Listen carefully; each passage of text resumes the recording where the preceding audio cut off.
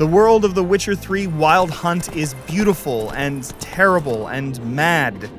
It is perhaps a cliché to point out something so obvious, but even when facing the harshness of nature and the roar of a giant beast intent on seeing you dead, it's humankind that proves the truest monster. Well, this being a fantasy world, you can include dwarf-kind, elf-kind, and so forth as well. Who dares disturb my divine being? Geralt of Rivia. Pleasure. In this game series' final major chapter, Geralt isn't just plunging his silver sword into neckers and drowners. He's also facing harsher truths. There's practically no one you can trust in a world where people are this desperate. Desperate to live, desperate to thrive, desperate for control, desperate for even a tiny sliver of hope amid the constant misery. You will feel their pain. It's hard not to. Physical pain is revealed on characters' expressive faces, many or most of which are crisscrossed by scars. You hear emotional pain in people's cries of suffering and experience it in pleading conversations.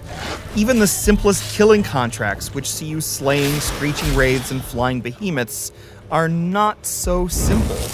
Those monsters represent the loss of loved ones and the squelching of dreams. The one you abandoned, remember? The writing is both rich and profane, getting you to the heart of every citizen's deep-rooted troubles. And few quests are accomplished in a single step. Murdering monsters isn't just about swinging your weapon, but about revealing the anguish that invited it to dwell. Oh, and it's also about using your keen Witcher senses to reveal objects of interest and the scent trails of monsters and witnesses alike. But misery is apparent not just with random citizens of this gigantic and captivating open world, but with Geralt and his returning associates. Triss Merigold is hiding in the city of Novigrad, where mages and their associates are burned at the stake.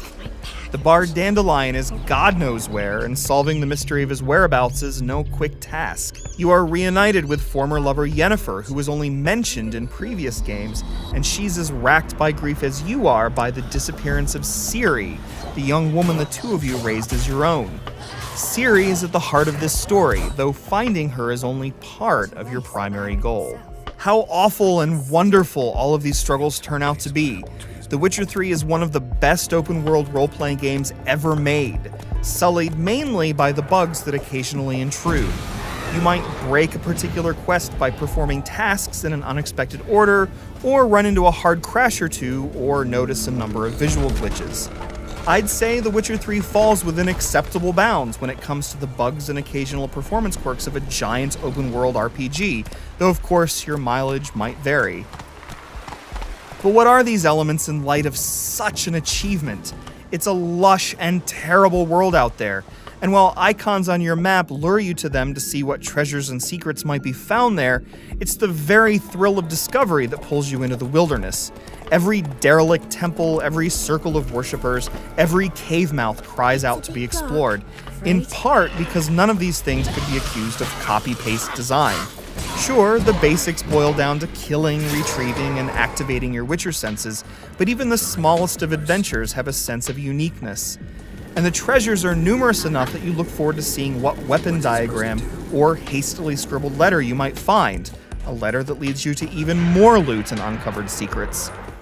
Loot has a huge role to play in the game thanks to the high degree of customization of your armor and in your weaponry.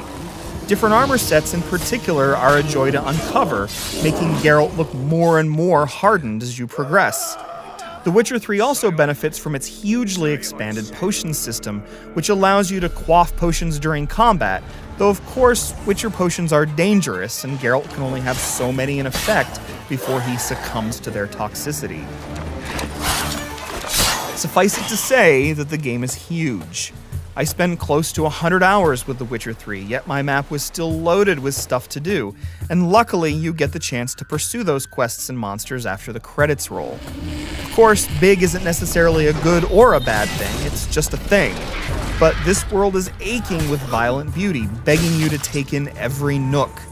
The joy of exploration is furthered by the game's perfect content balance, providing you with icons to chase while still allowing other surprises to appear organically.